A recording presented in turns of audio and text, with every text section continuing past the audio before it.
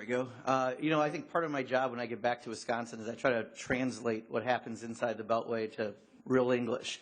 And, this has been called a serious proposal. Our whole time. I think we all know it's not going to become law, but it's reason I look at it as not serious is that the singular talking point that it balances the budget simply isn't true.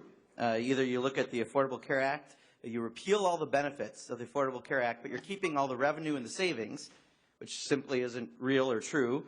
Or in the case of food stamps, you cut food stamps $125 billion when we had fights over cutting it $20 billion or $39 billion.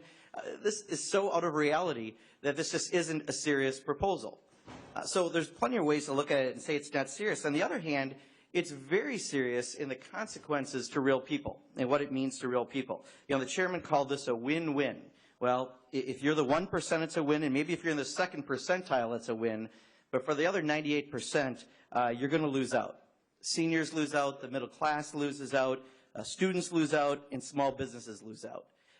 We've had Dr. Elmendorf here. He told us in 2014, 3/4 of our nation's deficit is due to economic weakness. That means jobs. How do you get the economy going? And I've been a small business owner for 26 years. This budget costs 3 million jobs. That's like firing the entire workforce in the state of Wisconsin, Mr. Chairman. Because of not extending UI and the sequester cuts, doubling down on those, and the real cuts that we see, they have real consequences that affect real people. When you have tax breaks for people who send jobs overseas, but then you cut research and development, you cut SBA loans, you cut grant initiatives and NIH funding, you cut education, and then you don't have a minimum wage increase or an immigration proposal, that all affects real jobs. So I think the only serious part about this is the public should seriously look at what's in this proposal, because this is the reality if the Republicans ever were in charge of all branches. I'll yield back.